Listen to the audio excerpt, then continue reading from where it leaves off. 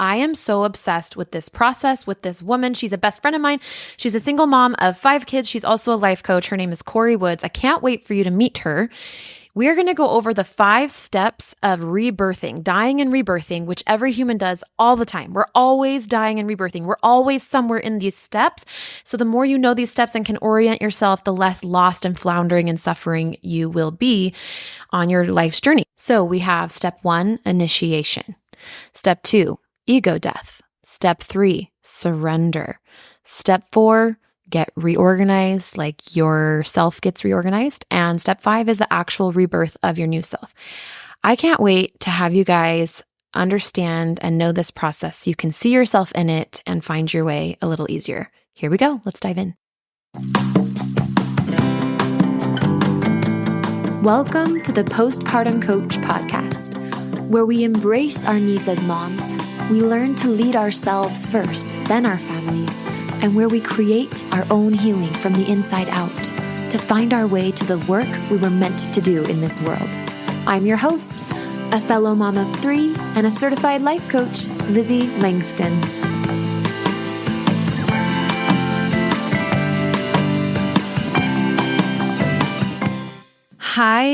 Hi, beautiful mamas. I am here today with one of my best friends, Corrie Woods. Corrie actually lives about 20 minutes from me here, and her kids and my kids play together a lot. So it's so fun to have her on the podcast. How this whole idea of a topic came up, which by the way, it's so good. I can't believe, this is just so good. You guys are going to love this with 2 veteran moms. She has 5 kids for the record. So her oldest is almost 14. She has 1 boy at the top and then all the rest are girls. And your youngest is 6 and wipes her own butt now, as we were just saying. Oh, the joys. And so anyway, Corrie and I, we were just chatting last time I was at her house. I'm sure the kids were swimming or something. And we were talking about something that, I don't know, comes up a lot for both of us in our lives, which is ego deaths and your ego dying another degree and your spirit being reborn, you feeling like you're being reborn, even though you're in the same life. And that can come through life circumstance changes and all sorts of things. But specifically, we want to talk about how it's happened in Corrie's life and in my life and regarding also specifically postpartum. So Corrie, why don't you go ahead and say hello to everybody and tell us a little bit about you, introduce yourself. We can chit chat for a second and let people know how we know each other, and then we will dive in. I'm so excited to talk about this. Okay, so hi, I'm mom of 5, just like Lizzie said. I'm also a life coach. So we've been growing our businesses together for years. We've been kind of side by side navigating motherhood. I love our introduction. I can't wait for you to share that with people because it's fun. It's a fun beginning, but I love what I do. I don't even know where to begin and how to introduce myself. So yeah, I'll just say I'm in a really good place and I'm very happy right now. How about that? So you're a life coach. Let's see. So Corrie and I, actually, I was referred to Corrie and she hired me as her first business coach when she was really just starting out. At the time, her husband was not working and there wasn't an income. And she was like, being such a gangster. She was just like, I'm going to do this. And she legit did. In fact, she totally surpassed my income and growth. And it was so fun to watch. I think right around the time we finished up our coaching package, like things just really exploded. And that foundational work you did, it just was so fun to watch you nail it and just do what you set out your mind to do. So she's done that and then raised those babies. And then just a couple years ago, not 2 years yet, right? Went through a divorce. When was that? It's been about a year and a half. Oh, I used to homeschool my kids too. That's true. I love it. That's definitely a part of my history. But a year and a half ago, I went through divorce. Yeah. And a fun fact too about Corrie, you guys, is that she has had a daughter that's had some really severe allergies. And so she is just so good in the kitchen, like cooking up stuff that's healthy, but quick and easy. Healthy, quick and easy and yummy. I still tell her, I'm like, if you make a cookbook, I will buy it and I will tell everyone to buy it because I'm always stealing recipes from her. Like my favorite one is the white chicken chili. Okay, let's just tell them this recipe because it's that good. And I'm like, they're going to be so grateful we did. So tell us what you do for your white chicken chili real quick. It's so easy. So for my family of 6, so there's 6 of us, I throw in 2 to 3 big chicken breasts, frozen or regular, it doesn't matter. two things, like two chunks. What did it? Packs of cream cheese. Yeah, and this is in the Instant Pot. Yeah, and it's just those little vacuum sealed foil packs of cream cheese. Yeah.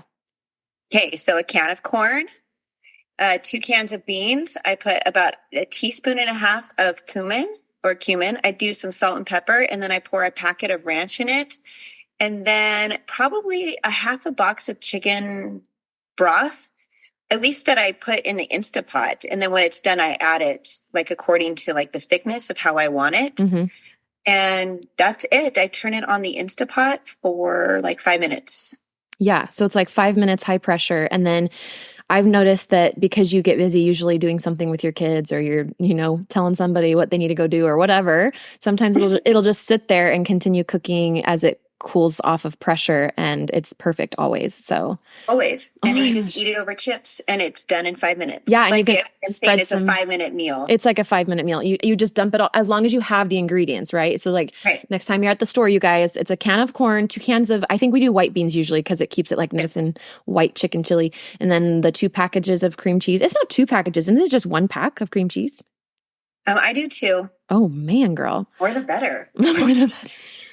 And you can like play with it and add different vegetables if you want. And anyway, you can go rewind and listen to all the ingredients. But seriously, so easy. Throw them in the Instant Pot, 5 minutes, done. Love it. Okay. I just had to like show off your amazing. Thank you. She's just so good. I'm going to try to move on now, but seriously, try it. It's a really good chili. Okay. So yeah, this idea of ego deaths, we were talking about it. Let's talk first. Let's give some context for the mamas. What is the ego and versus the heart? So do you want to talk on that, or do you want me to talk about that? How about you talk about it? Yes. Well, I mean, you explain this in your course, right? That might be a good way to explain the difference, like in the way that you explain it in your course. That's true, guys. Okay. So in my amazing online course, it is actually amazing. I'm just being silly. It's fun to talk about, but yeah, it's called Postpartum Freedom. If you go to LizzieLangston.com/course, you can pick it up. And if you sign up for the free mini series, the free mini course of Get Out of the Postpartum Rut, which is just on my homepage, then you can get a coupon for 50% off of the course. But in this course, I do set the stage by talking about the ego and the heart, because here's the deal. And I was just saying this in my free postpartum support group, Sharecast on Marco Polo. So that's also on my homepage if you want to get in there and join us. It's fun. But when it comes to mental health struggles postpartum, and I believe just in general, but specifically let's talk about postpartum, because Corrie has also had 5 babies and she's had some interesting postpartum experiences, which I'm sure we'll talk about. We have 2 parts to us. We have the ego, which is the more human part of us. It's the part of us that is more connected to the physical around us, the physical reality. And the ego gets really attached to who it thinks we are. So if somebody were to say, hey, so who are you? You'd be like, oh, hi, my name's Lizzie and I'm a life coach and I have X amount of kids and I do this for my profession and we live here. And those are all identity. And identity is not bad or evil, but identity is ego. And it's what it is limited. It's kind of puts you in this little box of who you think you are. But the truth is that on a spiritual level, we are all pure presence. We are all that God energy, that source energy. And that is centered in the heart, this electromagnetic spiritual center of our being, the heart. So in my course, I talk about the ego versus the heart. And a lot of moms, when they've experienced trauma, or you might not relate to having experienced trauma because maybe you don't think what you've experienced is necessarily qualifying as trauma or classifying it that way.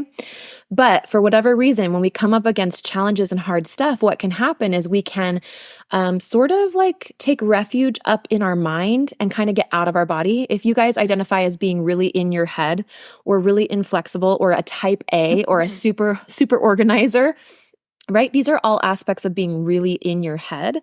And the work that I do with moms and what Corrie and I are going to be talking about is life or the universe will send you challenges and situations that essentially cause you to have to kill that headspace, like not kill it, but like leave it and come down and descend into a more spiritually well-rounded place in your being, getting back to your true nature as a spiritual being, which is that heart space, that heart energy. Corrie, do you want to add to that at all?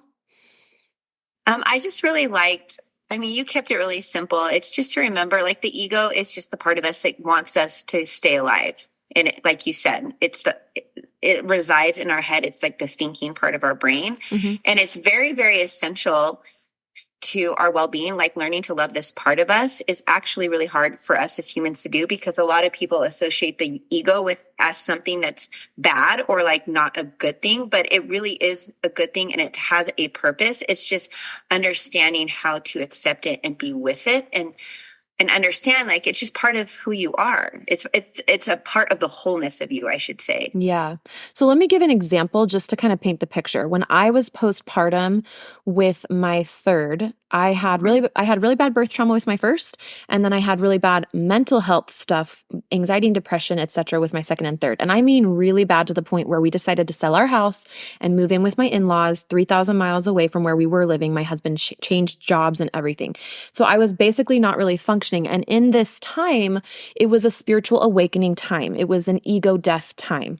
Okay, because I was letting go of the old paradigm, right? My previous paradigm to having a mental health crisis was I'm a happy person. I'm always happy. I mean, not always, but like I'm that girl that lights up the room, and I'm joyful, and I don't even struggle with mental health, and I'm athletic, and I had these things. And then you have babies, and maybe you gain weight, or maybe you struggle with mental health, or maybe you had a C-section and now you have this big gash across your lower abdomen, and you're like, wait a second, I'm not somebody who has surgeries. Or maybe you have to get on antidepressants and you're taking them every day, and you've never ever had a pill that you needed to take every day, and you feel like so not you. And it's so that thing right there where it's this sort of like cognitive dissonance between who you thought you were, but who you're kind of turning into.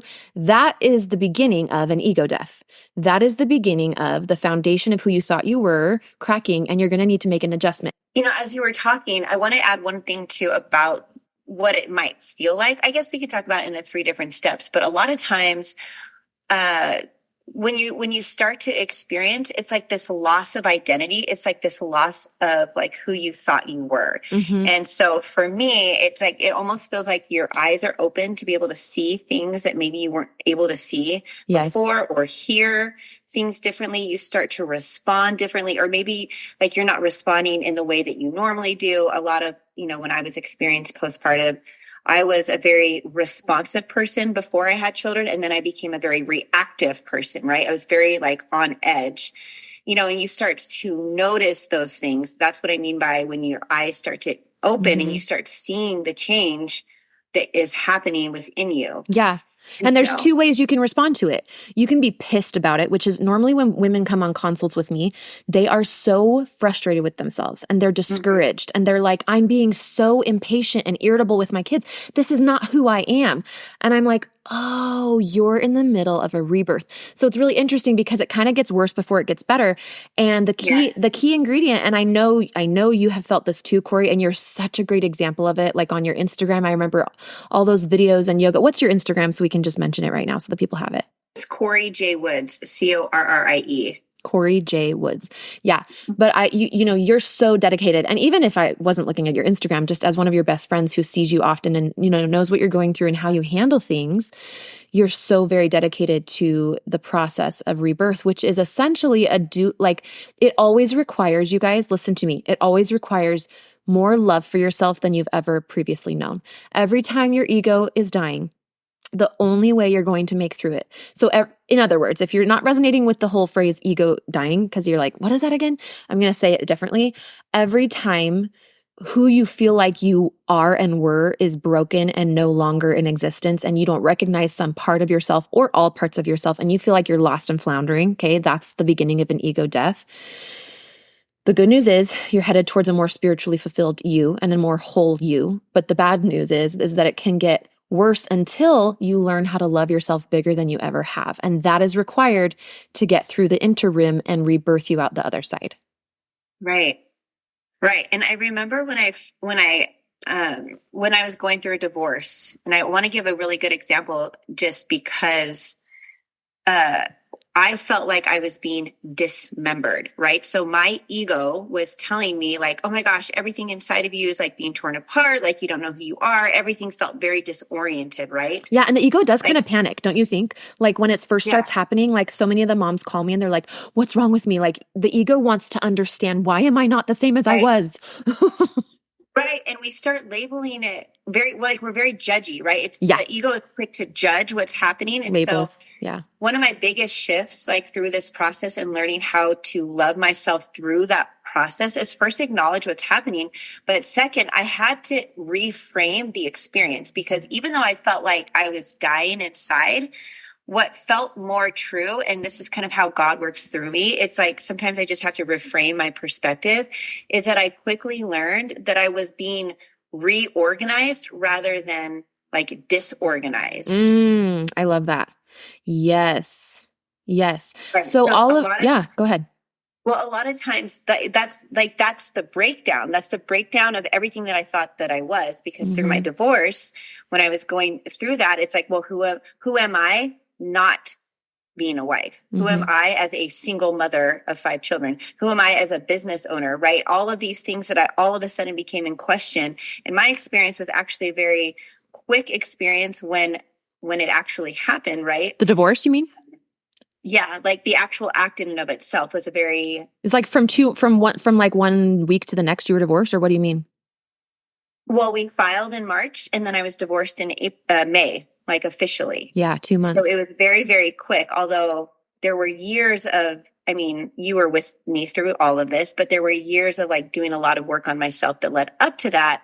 But the process itself like happened very quickly. Yeah. Which, you know, too much information here, but that's what we're all about, right? Yeah. We talk about. You share whatever you want, baby girl. But the day he walked out was the day that like I started having panic attacks. I had diarrhea for 16 days straight. Like my body went into literally reorganization mode. And I thought, like, inwardly, it felt like I was just being torn apart, because I had to look at all of these parts of me that I didn't know how to look at. Yes. Oh my gosh. I didn't know how to see it. And how many years had you guys been married, just for context? Almost 14 years. So it was a 15-year relationship. Don't you just, everybody, I feel like, don't we all just have so much respect right now for Corrie? Like, that's a lot of years, and then just 2 months and slam bam, you're out. So do you feel like amidst the destruction, how did you, okay, so again, just trying to map this out so nobody gets lost, right? Corrie's divorce was the beginning. It was the initiation of a complete change in identity. Now she's going to be a single mom. Now she's going to be a sole provider for these kids and whatever. So mixed into the devastation and mixed into the kind of the floundering that always happens when something like this is initiated, how did you reach deep into yourself and kind of find that peace place? Like, how long did it take you, first of all? Was it like a month later you were kind of stable, or was it a year later? And what did that kind of look like for you, to where you finally felt like you had some peace and some, I don't know, like solid ground? You were making it through that transition, and even more spiritual wellness coming in. That's a hard question to answer, because it felt like there were different seasons. Yeah. You probably went through layers and layers and layers of ego death, and you went deeper and deeper and deeper. So it was like, it wasn't like one and done. It was like just little bits deeper, deeper, deeper into your heart, out of your head. Yeah.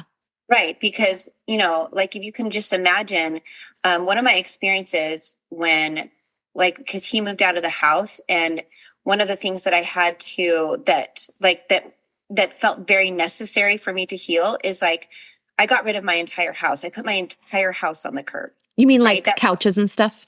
Couches, beds, dressers, like my kids' beds. I put 75% of my clothes, like I put on the curb for people to take. And I just got rid of everything. It's not even that reminded me of him. It had nothing to do with that.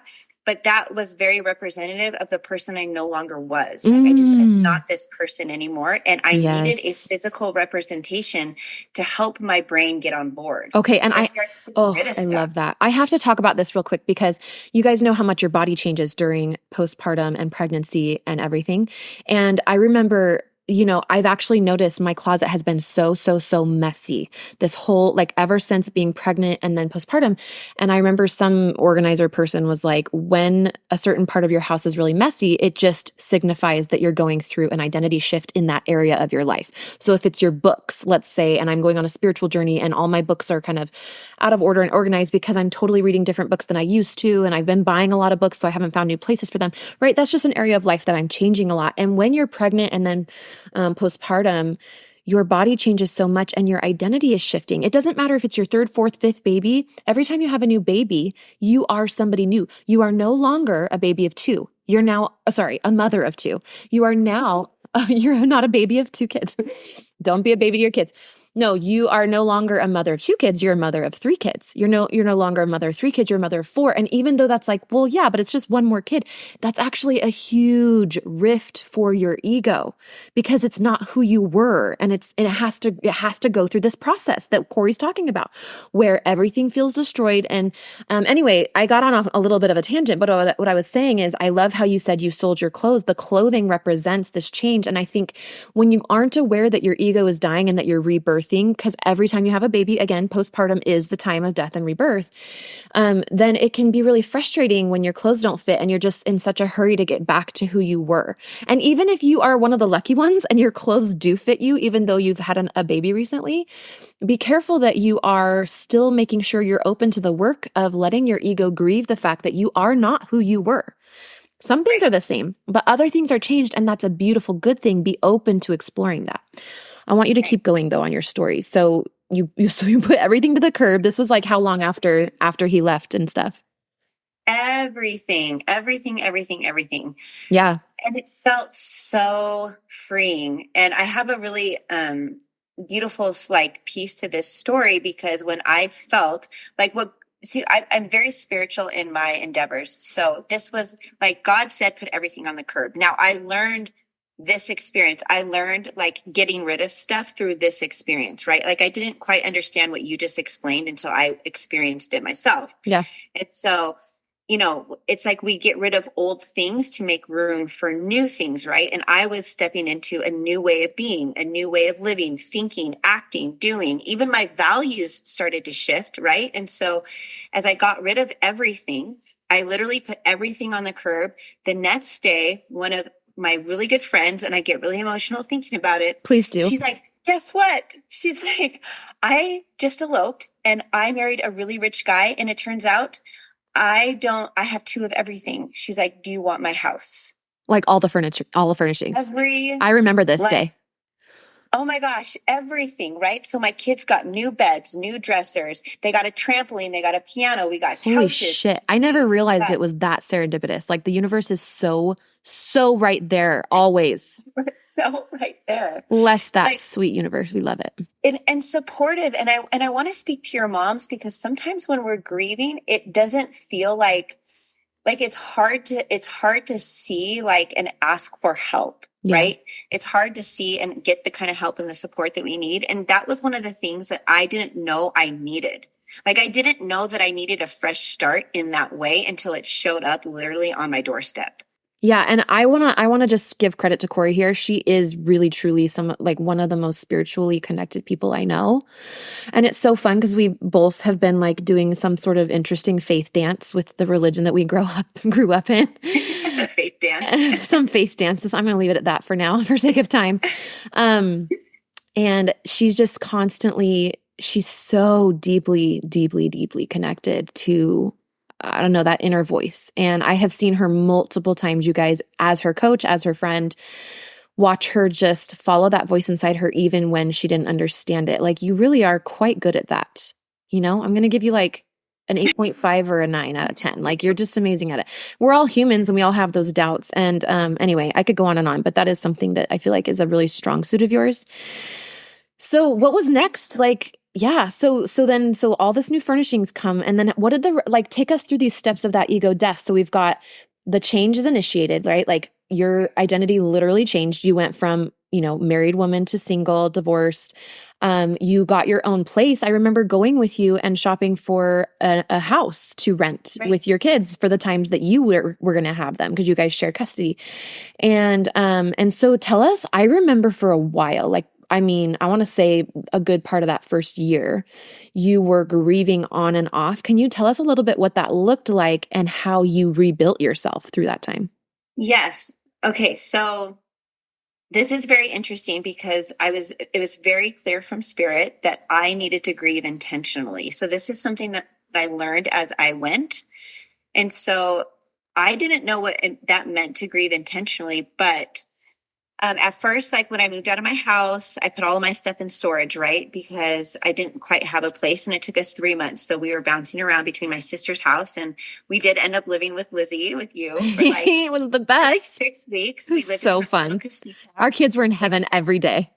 Oh my gosh, it was a party, and it was this weird party because I'm crying every other day, and the kids are like the happiest in the world because I'm still grieving a divorce, but everyone else is like la la la la la. Yeah, but I love your tears. I loved it. Like I loved all of it, everything about it. I know. So what I learned about grieving intentionally is that I was willing to allow the emotional wave to come and go as it pleased. Like Oh my gosh, I so didn't good. try to stop it. I didn't try to control it. I remember I went to the grocery store one time and I went to buy strawberries. Strawberries. I buy strawberries every other day in the summertime. And I'm sitting there looking at the organic strawberries and I just start bawling because my brain is like, remember you're single now. Like my ego kept reminding me, hey, remember you're single? Yes, I'm seeing so many parallels, like when you lose somebody you love, right? There's an estate sale. There's an estate sale and you sell everything in the driveway. I mean, you keep a couple special things. And it's like you literally, you check, you did that. And then like when somebody you love passes away, you go to the grocery store and like you see strawberries and they loved strawberries. And then you start bawling because it reminds you that they love strawberries. And it's like so similar, like you really did die. Like who you were before was gone. She was gonesies. Yeah, everywhere. So like during that experience, everything kept reminding me like, oh, you're single now. And I'm like, what is happening? And I sat there and I cried in the grocery store and some woman came up and she's like, can I give you a hug? And I said, yes. And she didn't just hold me, like she held me in my tears. And I told her, I was like, I just need to buy strawberries. And she like helped me buy the strawberries. So grief, like, what I learned about allowing grief to be intentional, that means like allowing people to support you through it, even as simple as it is, like, let me help you pick up the strawberries, walk you to the cash register, and you can buy them and you're going to be okay. Right? Like these little tasks, because we're all very capable, right? And I think sometimes motherhood and when we're having those newborn babies, right when we have those kids, like, oh yeah, I can just get up and make myself some cereal. Yeah. Right. But it's understanding that like the gift that comes from allowing people to support you through that when they can, in whatever way they can.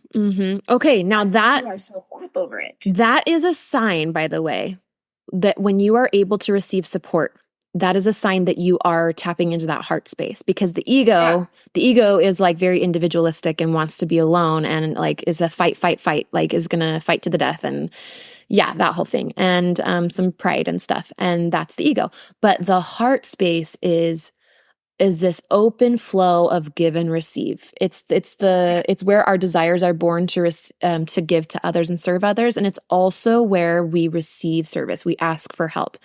And I want you guys to listen to Corrie's story and be thinking of postpartum, because in my course and with my clients, we definitely together grieve intentionally.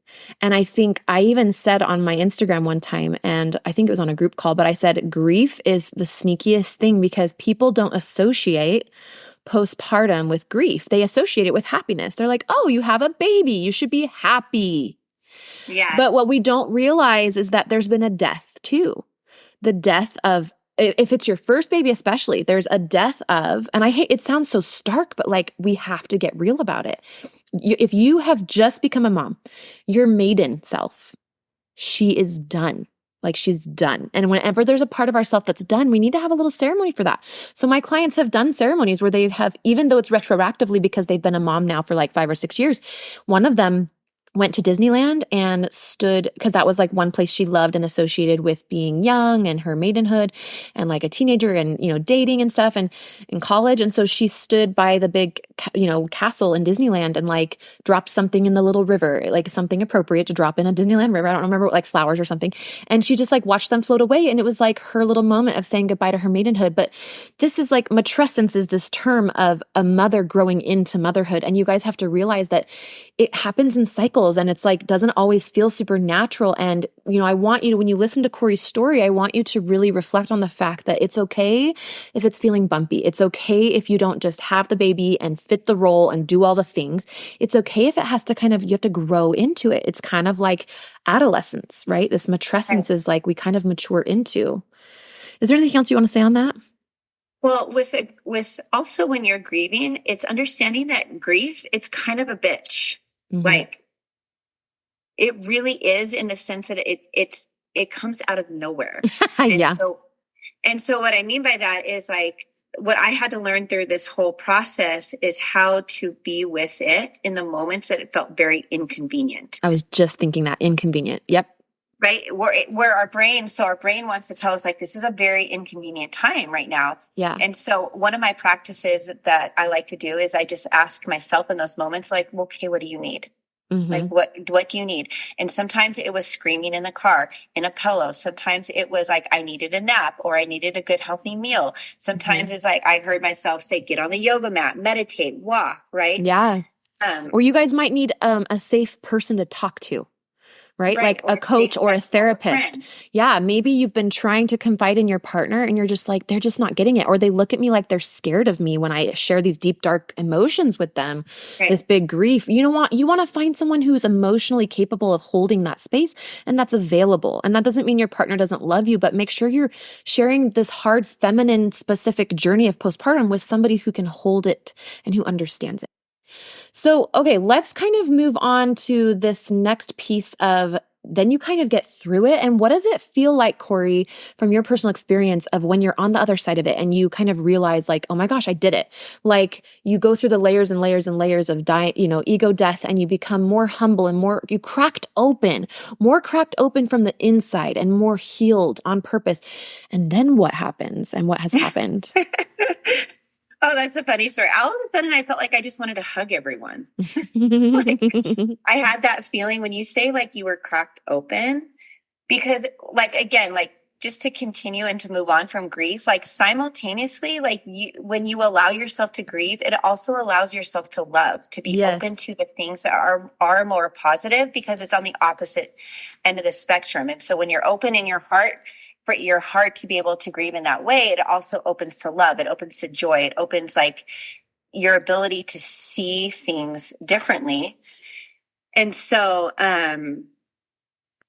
when just kind of like on the other side of it, which I don't actually know if there's ever an other side, like we think there's an other side, because right now I feel like I feel like when I'm choosing to be aware, when I'm choosing to be intentional, when I'm choosing to remain true to myself and like allow myself to heal, allow myself to move forward and to be reborn, it often feels like climbing a mountain with no top. So every layer that I get through, there's always another layer, but it's also learning to understand, how do I say this? It's like, I can breathe differently. Like I'm not as reactive. I'm more accepting. I feel like I have more compassion now. Like all of a sudden, I just feel kinder internally towards myself even. Yes.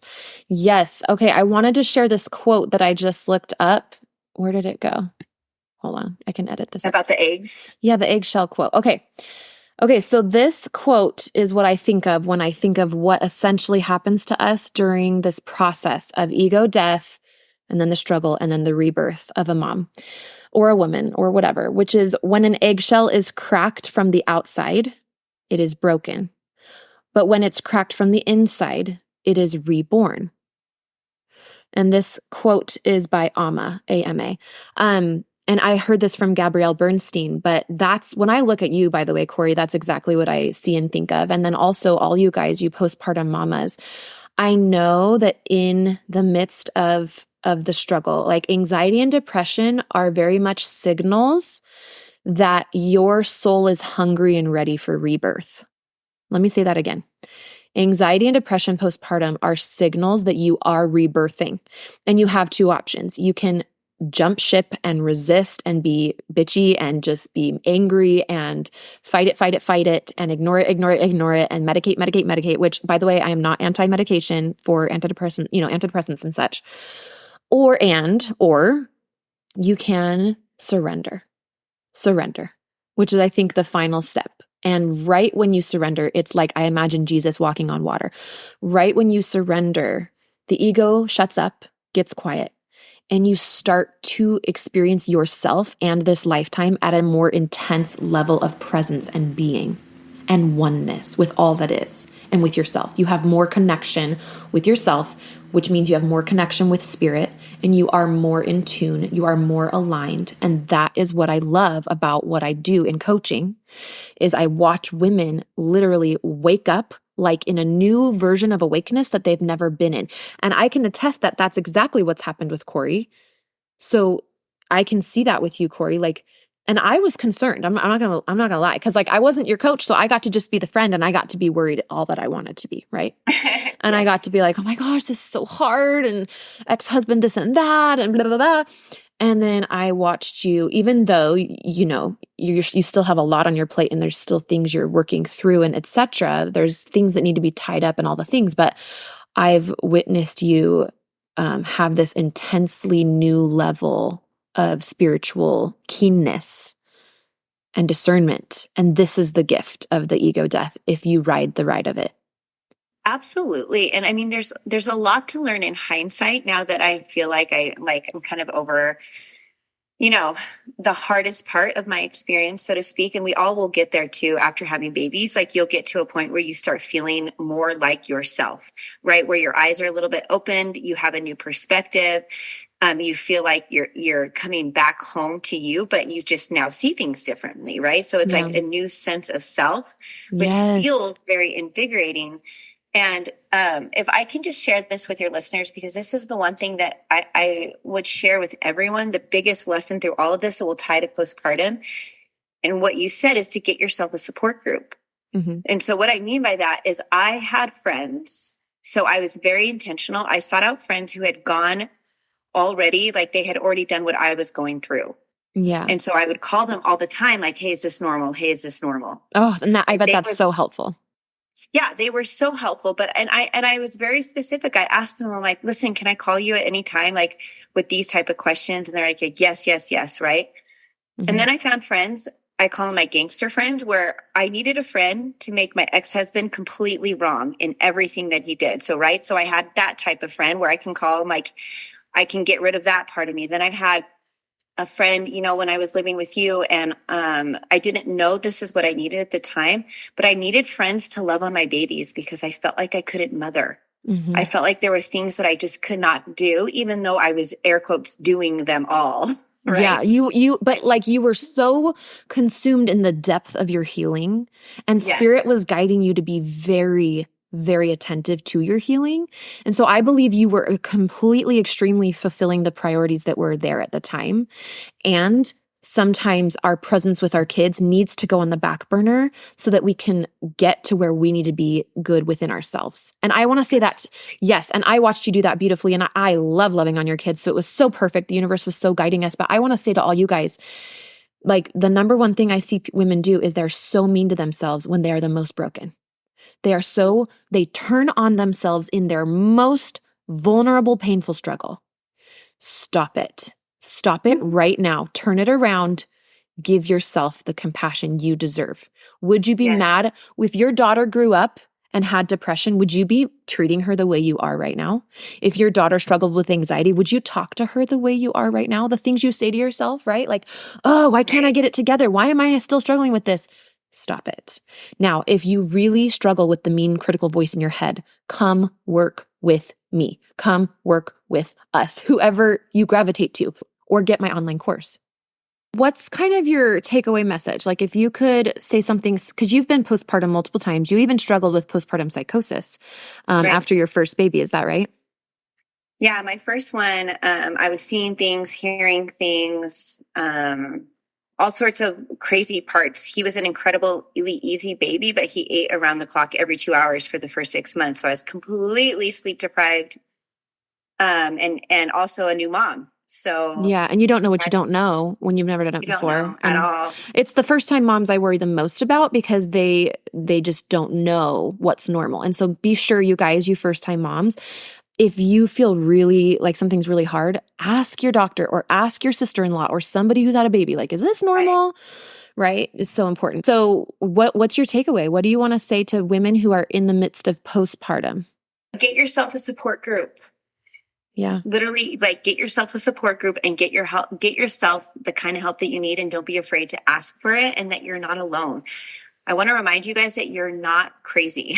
Mm-hmm. I remember feeling crazy. I'd always call it my dark parenting moments after every baby that I went through, whether it was postpartum or the baby blues or whatever they call it, however they want to discern it. Either way, I had to go through this period, like you said, adjusting for each kid every time I became a mom, because I had 3 babies in 2.5 years. I had my first 2 babies in 14 months, 3-year break. And then I had the next 3, and they were back to back to back. And that next 3, I had to navigate myself differently with postpartum, only because like I started educating myself, like I tried new things, and I wasn't having, like, I didn't produce breast milk, right? Like I had all of these other things happening as well. And so, looking back, I wish I knew that it was okay to get more help in the way that I needed. Mm-hmm.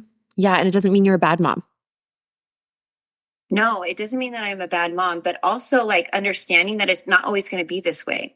Yeah. It's not going to always, it does every death that you experience in life, like whether it's ego death, actual death, identity death, however you want to call it, there's a light at the end of the tunnel. And, always. And the more that we can learn to move through it with grace and compassion and love on ourselves, it's like the more we expand, the more like, it's actually the more peace I feel, like when I learn to work with myself versus against myself. Yeah. Yes. Now, if you are in the midst of postpartum stuff, there is no better place than my online course. And Corrie, what are your specialities like that you help people with?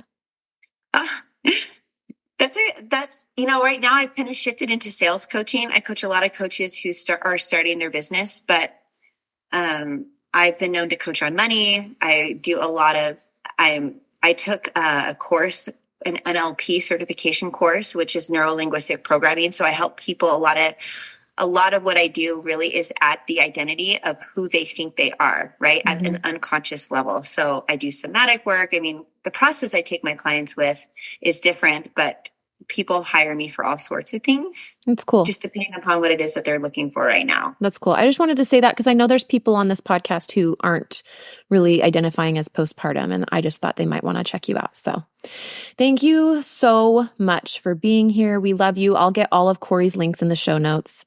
She's just such a dear friend and soul sister. And I really do think that we're in each other's lives at this time for many, many reasons. And I don't want you to move anywhere. I want you to stay right here next to me, but who knows, we might move. So there you go. I'll just take you with me. Okay, Dell. Thanks for being here, you guys. We love you so much. The course is at LizzieLangston.com/course. Corrie's links will be in the show notes, and we will see you all next week. Bye. Love you, friend. Bye. Hey, Lizzie here. I've helped dozens of postpartum moms just like you to manage their postpartum anxiety and deconstruct their postpartum depression. It's really easy for me. So if you're ready to feel better, I know the way. Let's chat on the phone. Set up a time by going to LizzieLangston.com/consult. It's pretty simple, and I will be calling you soon.